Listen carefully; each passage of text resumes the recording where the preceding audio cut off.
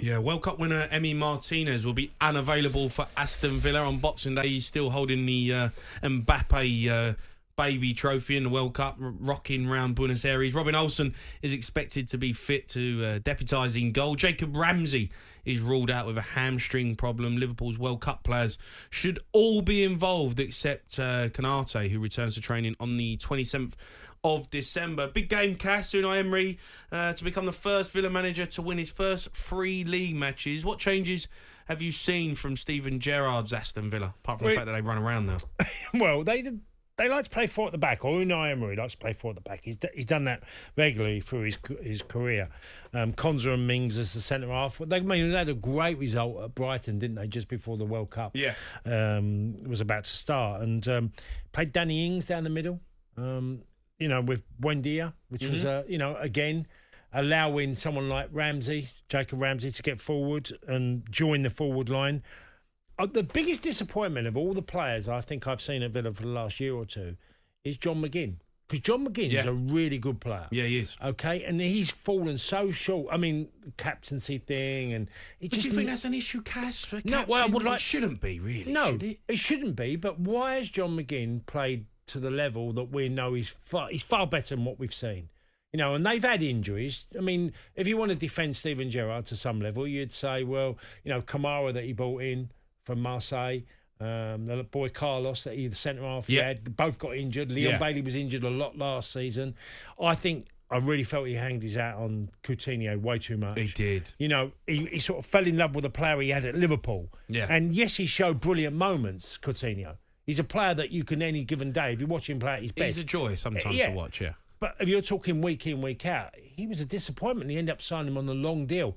I don't think Unai Emery will keep. Offloading him is going to be triple. Well, I just think it's difficult to sell him because he'll be on big money at Villa, Coutinho. But it's a tough one because they might have to end up loaning him out. How do you get the best out of Coutinho?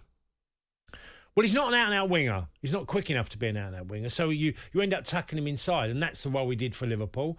When he was at Barca, he got shipped everywhere. I saw him a few times when he played for Bayern Munich, and he played really well for them, but he's had so many injuries as well. Mm-hmm. That doesn't help. No, you lose being injured, yards, don't you? Yeah, and he just never quite looked the same. But he's got moments of being brilliant. I still think it was a strange deal to take him on a long contract at Aston Villa. I just thought it was a strange one at the time. But Steven Gerrard thought he could give the team something very special. And at times he did. Yeah. But I was really gutted for Gerrard losing the job, and the players stopped running for him. And I think they played Fulham. I think it was maybe his last game, and they got turned over badly. And you could see the players had stopped running. And a week later, the players were all sprinting around everywhere. It was like a new Aston Villa side. And I think, it's poor from the players. They've got to take responsibility for what they've done. And I felt for Gerrard. I know we're going to get another good job and he'll kick on again.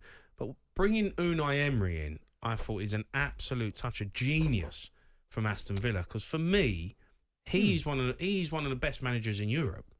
Yeah, he was very unfortunate to lose his PSG job. He won successfully at the club. And look, PSG win all the time because they dominate French football. Yeah. But the hiccup was losing to Barcelona and winning 4-0 at home in the Champions League and losing 6-1 away.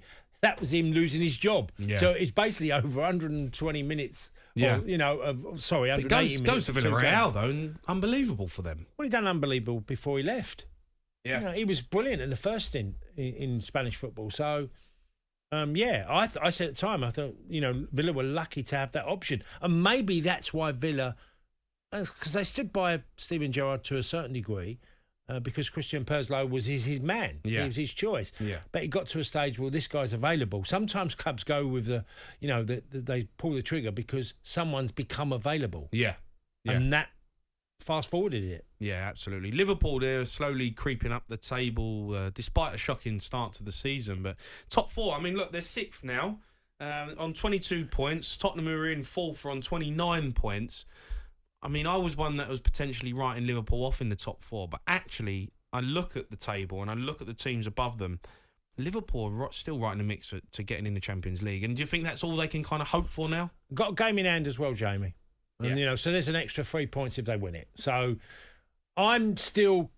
look, they lost to Man City last week, and Trent didn't play, Van Dijk didn't play, nor did Konate in the centre-half position. And I think that's their best back four with Andy Robertson. So that's one good thing. But they're still missing in midfield. Yeah. They are still missing. They are slightly too easy to play against. If you look at the numbers and, you know, how many times they were robbed in midfield and their pressing game was slightly off, and Liverpool paid a huge price for that. There was too many games this season I've already watched where Napoli away in the Champions League just ripped to pieces. You know, it wasn't so long ago where Aston Villa put 7 past Liverpool. Yeah. And it was Jurgen Klopp's Liverpool, you know, that they just tore them apart.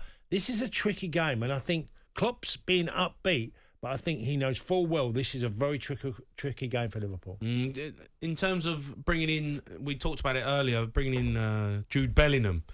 Do you think he's someone that they could get done in January, or do you think they're going to have to wait till the summer? I think it's summer. I think Liverpool have invested already for the summer transfers. I don't think they're going to go crazy. They might do a deal in this window, but I don't believe that Liverpool will get it done in this window at all for someone of the quality of Jude Bellingham. But they're going to go big in the summer. I think that's quite clear. You think? Yeah, I do. I think they'll go really big in investment and Jurgen Klopp's already touched on this. Why though, when the club's up for sale? Why would they do that? The club's worth so much more money. You know, once Chelsea got sold for $4 billion, what do you think Liverpool are going to go for?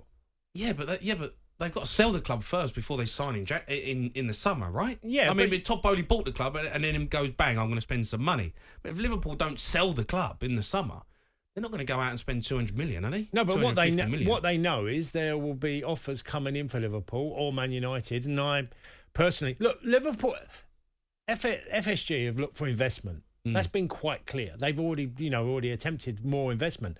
They know they have to up the ante to be matching these clubs at the very top. And Jurgen Klopp knows that. Even Jurgen Klopp has, the club has said if they don't make the top 4, that doesn't mean Jurgen Klopp doesn't have the money at his disposal, because they're already saying they will do that. Yeah. They've earned a lot of money, Liverpool, in the last few years. You know, coming first or second in the Premier League, Champions League finals. The deals have gone through the roof in revenue at Liverpool. Yeah. So they're going to be really competitive next season. Okay, we'll see. It's a big game for them, Aston Villa v Liverpool, live on talkSPORT. talkSPORT Breakfast, waking you up Monday to Friday morning from 6 a.m. on AM, on DAB, via the talkSPORT app and on your smart speaker. talkSPORT.